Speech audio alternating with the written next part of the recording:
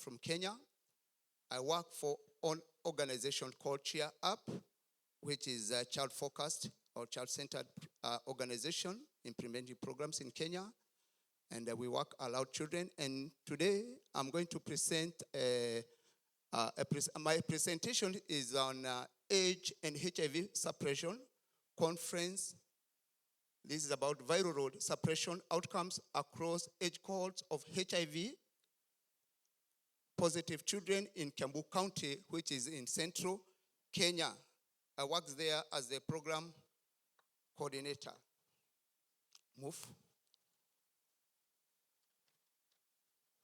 So the issue that I am going to present, which is out of my research, is the contest is about in Kiambu County in the year 2022, we enrolled 11,315 vulnerable children, and 3,179, that is 28% out of the one that we had enrolled, they were HIV positive, aged between 0 to 17 years, and we placed them on ART.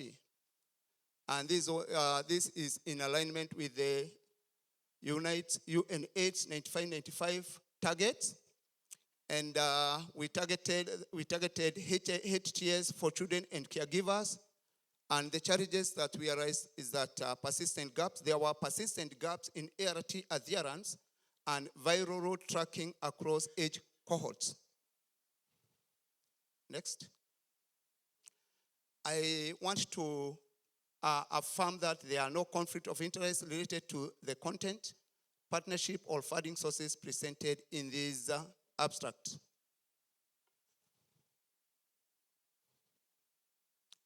Next. So the interventions description. We use the strategies that we implemented is that the government engage the community-based partners, that is with the community-based organization.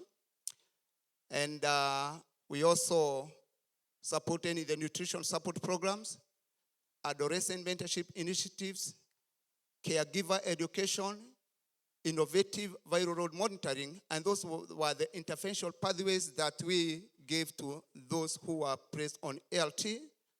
And the goal was to improve the viral suppression outcomes and retention on ART.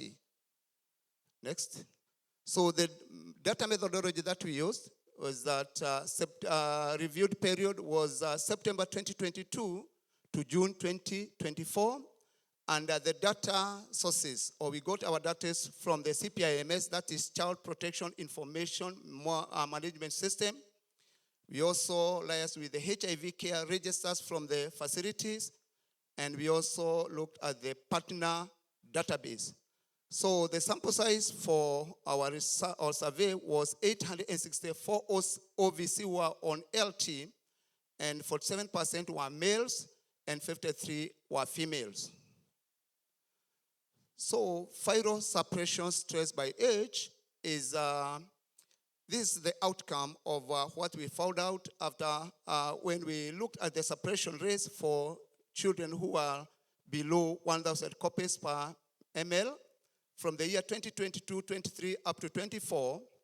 And as you can see, from age 0 to 4 years, from 58, 63 to 67, 5 to 9 years, 65, 69, 72, 10 to 14 years, 72, 78, 83, 15 to 17 years, 76%, 80, and 78. And above 18 years, we had 89%, 91, and 20. The insight here was realized that there was still improvement across cohorts within 10 to 14 years, consistently being the lowest. Next slide. So we realized that there was a gender disparities with the older cohorts, that is 15 to 17 and above 18 years. If you look at the our graph, you realize that there was that disparities with males having higher suppression of 10% with those within that period, and female they were slightly lower with 9% despite higher ART enrollment. The contributing factors, we realized that these were caused by the ART adherence interruptions, caregiving burdens, stigma and GBV, economic constraints, and also biological differences. Next. So we also had other barriers to suppression and categorized in cross-cohort challenges and also age-specific dynamics. And for the cross-cohort challenges, this was caused by the inconsistency adherence. Then caregiving and caregiver school support gaps. And we also had the nutritional insecurity in some households and also pill burden. With the age-specific dynamics, the younger caregivers dependent. You had those children who are young, they have to depend on their caregivers to take their medication, but with the older OVC or older children, they were able to self-manage themselves, and because that's why their adherence is not all that bad. Then we also had the issue with those with 15 to 17 years and above 18. They had the issue of substance use that also affected their viral suppression. So we came up with a recommendation and also the next steps out of our findings to improve the ART outcomes. Number one is to expand nutritional support to those households or to those children.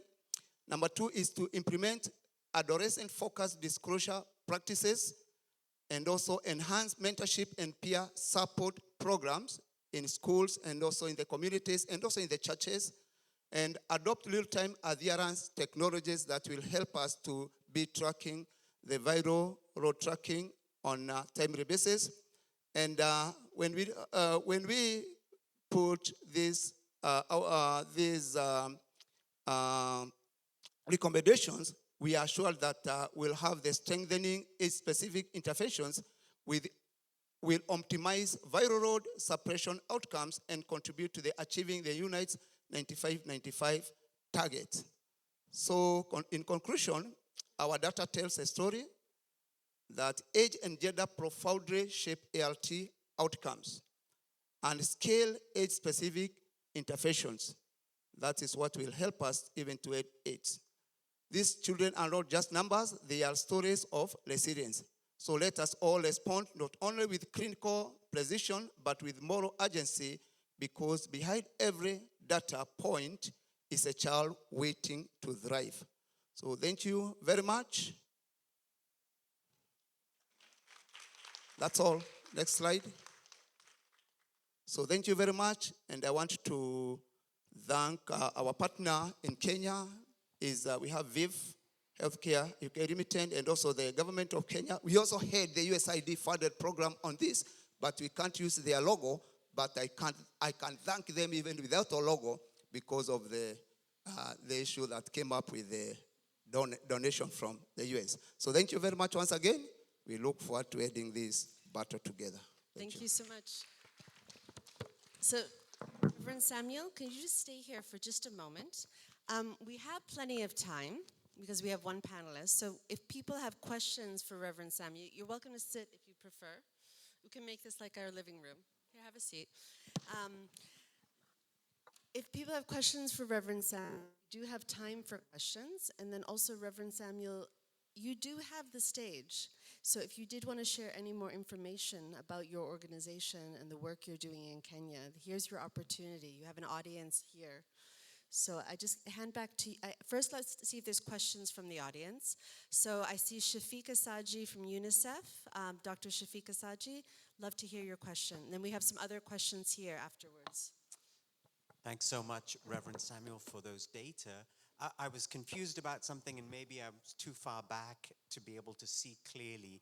But you said that the 10 to 14-year age group consistently over the years had the worst viral suppression rates.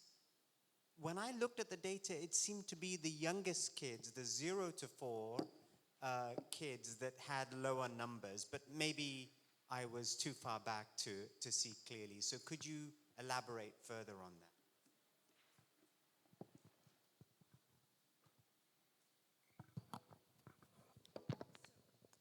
Okay. Before we take the next question, Reverend Samuel, would you like to respond to Dr. Asaji first, or should we take other questions? Okay, great. And please introduce yourself and where you're from and your organization and country. Thank you so much. Okay, good morning, and thank you, Reverend Samuel, for this wonderful presentation. I am Dr. Akwadikanwa Uwaje from Nigeria. I work with the Association for Reproductive and Family Health on the GC7 grant. So my question to the Reverend is, do you think that disclosure would improve or had a role to play in the issue of treatment adherence and viral suppression? And I don't know from your study if you could decipher the reason why the children aged 10 to 12 had a poor viral suppression. Thank you. Great, and let's take one more question, and then we'll let him answer these three, and then we'll take more questions. We have plenty of time for additional questions. Thank you, Reverend Sam. My name is Gifty Brago from Ghana. I work with Ghana Health Service at the HIV STI unit. I just would like you to clarify. You mentioned the biological differences as one of the factors that contributed to high viral load. So if you could kindly clarify what you meant by biological differences. Thank you. Great, thanks so much for these questions. And I hand over to Reverend Samuel to answer this first batch. There's a lot of interest in your presentation. So thank you very much. And I will start by the question about the viral suppression of the age 10 to 14 years. I said the suppression for the age of 10 to 14 years is consistently lowest. I said still improvement across cohorts, with 10 to 14 years consistently lowest. 10 to 14, in 2022, the percentage of the viral suppression was 72%, 2023, 78%, and 2024 was 83%. But for 0 to 4 years, it was 58%, 63%, and 67%. So when we look at the number, which I've not shared here, it shows that 10 to 14, they are the one who the suppression was very, very low, the rate compared to the others, 15 to 17, 18 to 24. Yes, that is what I said. And this in fact should be 0 to 14 years, because 0 to 4 years, 67% in 2024, 5 to 9 years, 72%, and 10 to 14 was 83%. But when you look from 15 and above, the suppression rate is improving. And this is because of various factors that affect those who are very young. Because for those who are under cohorts, as I'm also diving into the second question, and is that there is, these are people who are able to make their own judgment and they don't rely on caregivers. But for those who are young, I said that caregiving burden, sometimes the caregivers probably they are very, very busy, and sometimes they are not able even to give their children the ALT and lifetime. And I also said because of economic constraint, and I mentioned about the biological differences. We tend to have girls or female slightly lower than the males, which are higher with 10%, and female who are 9%. And that's what our survey brought out, that girls are slightly lower in terms of suppression, that is for the age of 15 to 17 and above 18, than males who are able to suppress at 10%. And I mentioned about biological difference because in Kenya, boys and girls, because of their differences, they face different issues, especially in Kenya for boys and girls, whereby boys, they seem to dominate and they seem to make probably the right choices. But for girls, we realized that their suppression was very, very low. Yes.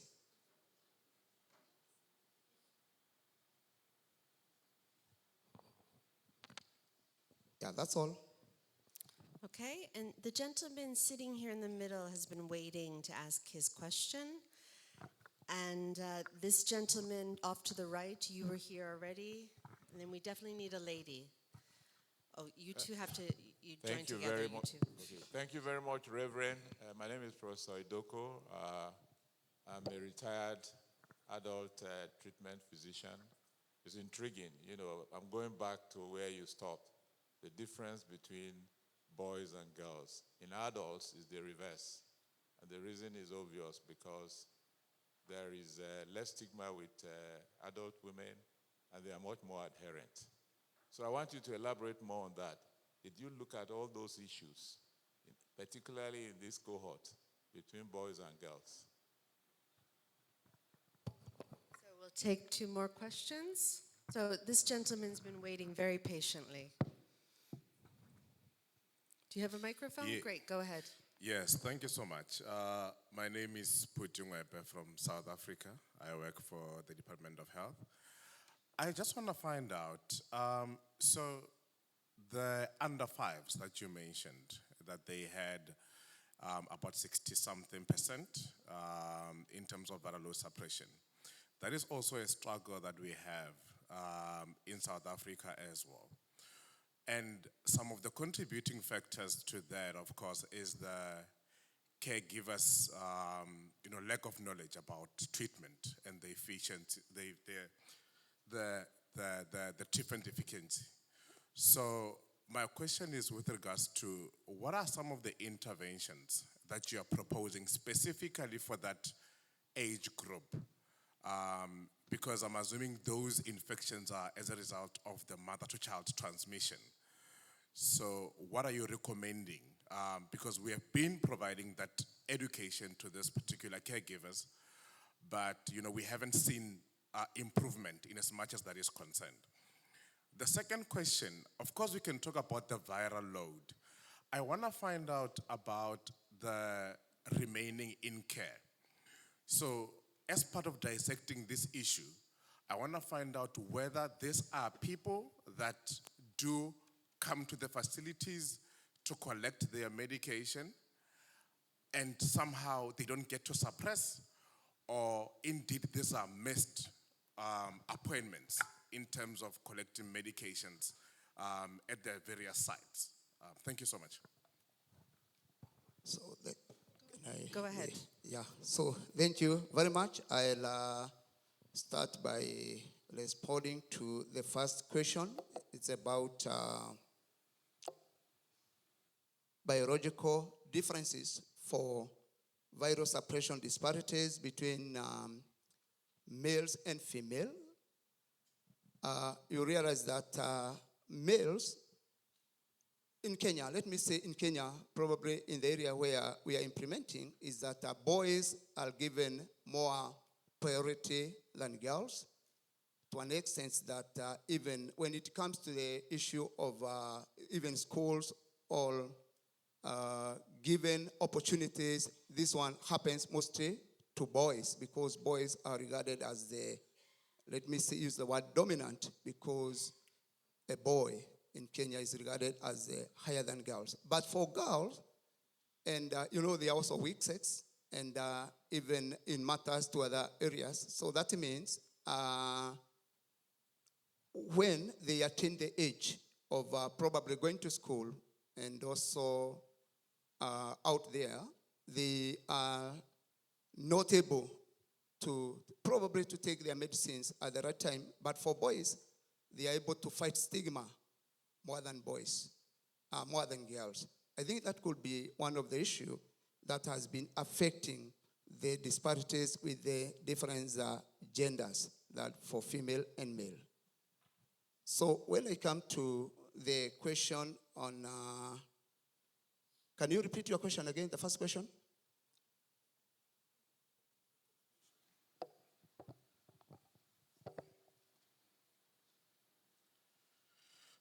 Thank you so much. The first question was with regards to the 0 to 4, the under 5. So sure. I was saying that that is a similar trend that we have observed in South Africa as well. And the attribution to that is because of we understood the literacy of the caregiver. Because most of those young babies, they are normally left with the grandmothers and, the aunties to take care of them while their respective parents are seeking cleaner pastures, employment, whatever the case may be. So the question is, what kind of interventions would your study recommend specifically for that age group?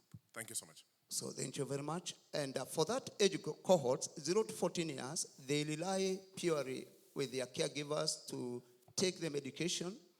And we recommend the caregiver training or sensitizations about the adherence. That's number one. And the other one is about nutritional. I mentioned about nutritional, whereby if these children, they are not fed well, they will not be able even to respond well to the treatment. So we also recommend the issue of, for those who are vulnerable, linkages for nutritional support and, for nutritional support.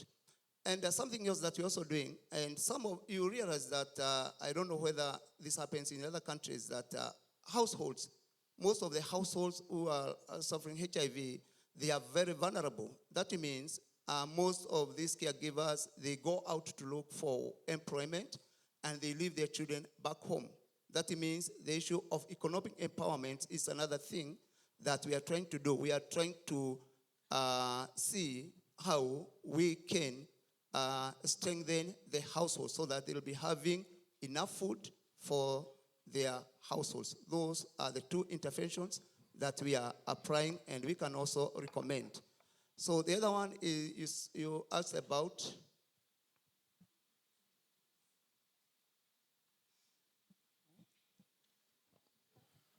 So the second one was with regards to remaining in care.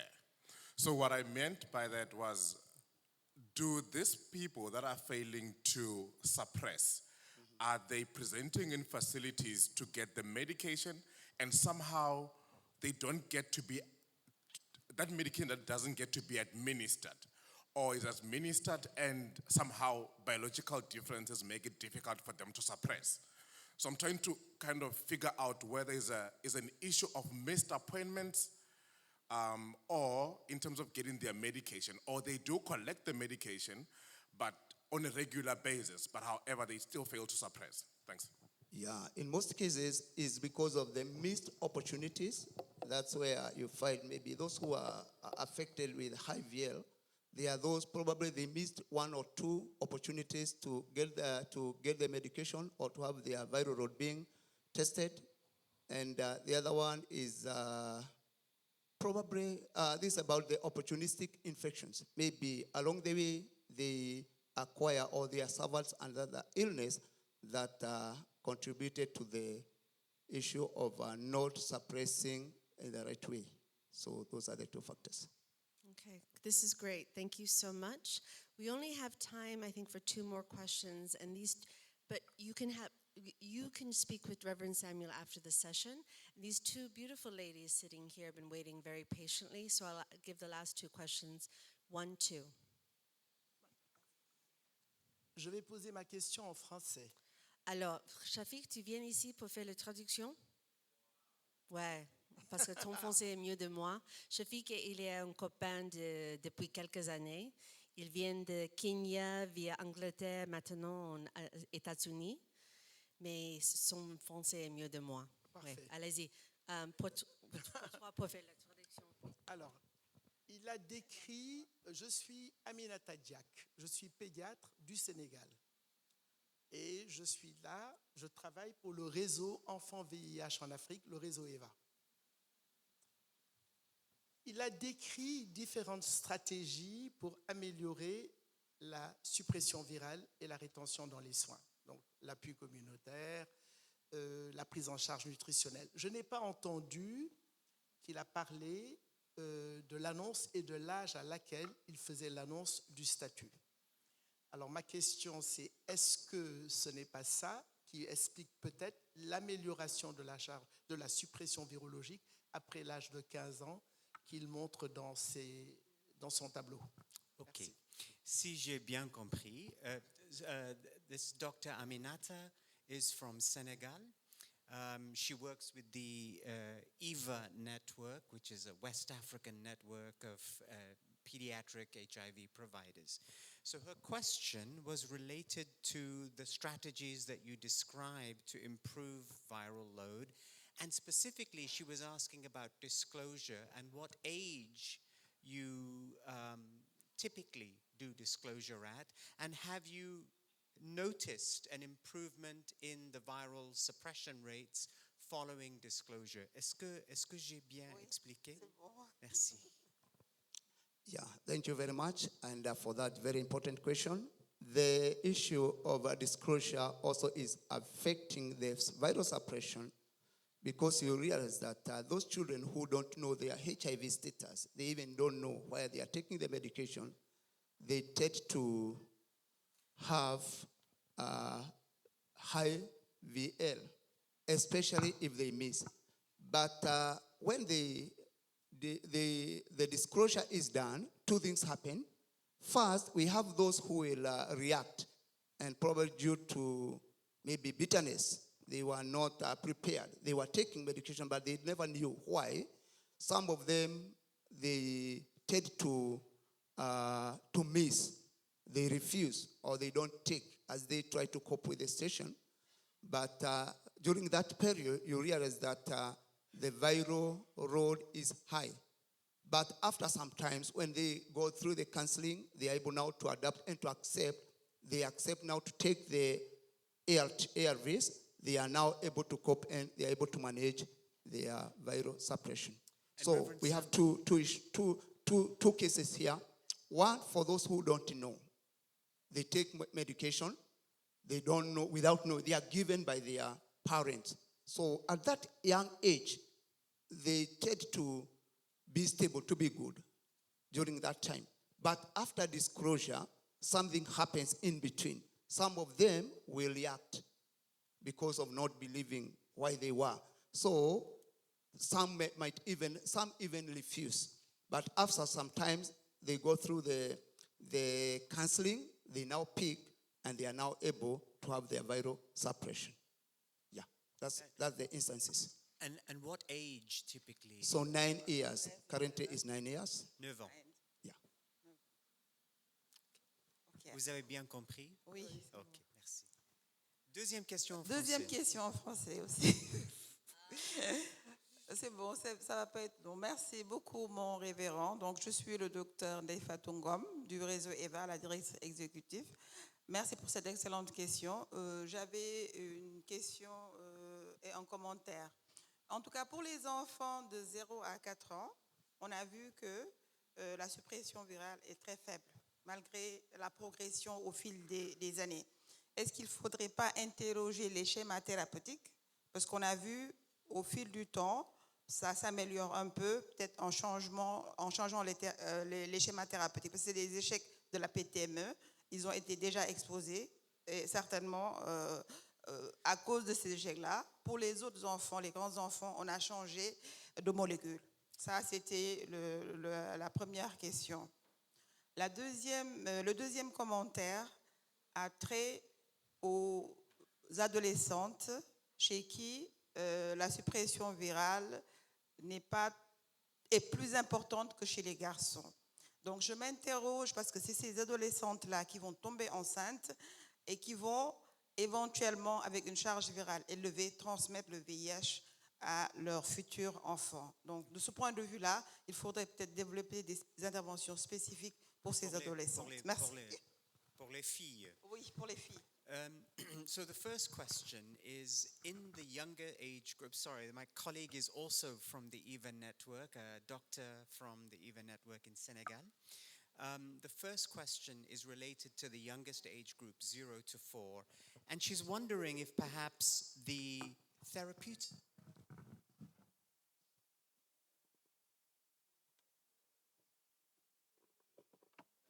could it be that the viral load is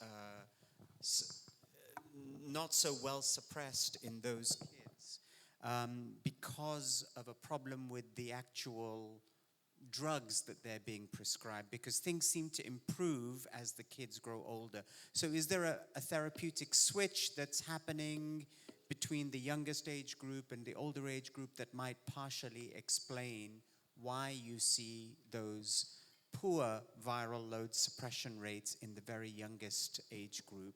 And the second point that she made, which is that if you have a discrepancy between boys and girls in terms of viral suppression, these are also young people that are becoming sexually active. There's a risk of transmission, and there's also a possibility of pregnancy in those girls and a risk of ongoing vertical transmission to their babies if they're not well suppressed virologically. So it's really a comment to say that it's important to have some gender-specific interventions for those girls to try to prevent the next cycle of infection. So thank you very much for those very important observations. Number one, about the 0 to 14 years, there is that issue of nutrition, bearing in mind that in Kenya, as I said, most of affected, I don't know if in other countries, but in Kenya, most affected households, they are vulnerable households and poor. They are very poor. That means getting even the right balanced diet is an issue. And that means those 0 to 44 years, they are children who are fed by their parents. And if they are not given balanced diet, and there is that assurance that because of the malnutrition, they will not be able to react in the right way. And again, I repeat, emphasize the issue of caregivers' knowledge about the HIV and also the issue of those drugs is another area that is affecting. So that is correct. Then when you go to the issue of as they grew up, we have an issue in Kenya of what we are fighting now. It's the triple threat. The issue of early pregnancies is there, is an issue, and also SGBV, sex-based,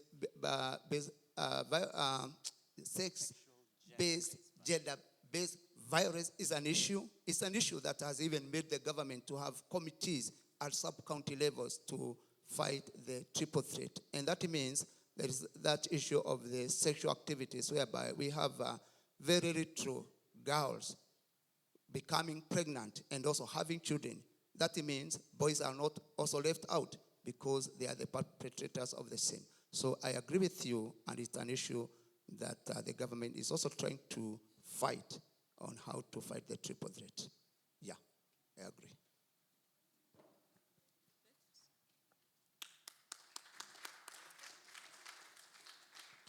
So really, thank you so much. We're actually out of time, but I hope that the Reverend Samuel is available to take some calls, calls, to speak to you directly. Shafiq, thank you so much for jumping in. Thank you, lovely ladies from Senegal, from South Africa. He's the doctor, the retired physician here, etc. I like to call this a fireside chat. This is what it's turned into. And I think, Samuel, I'm leaving this session very impressed with the work you do and have increased my knowledge. So thank you so much for sharing your knowledge with all of us here. Let's give a big round of applause to Reverend Samuel.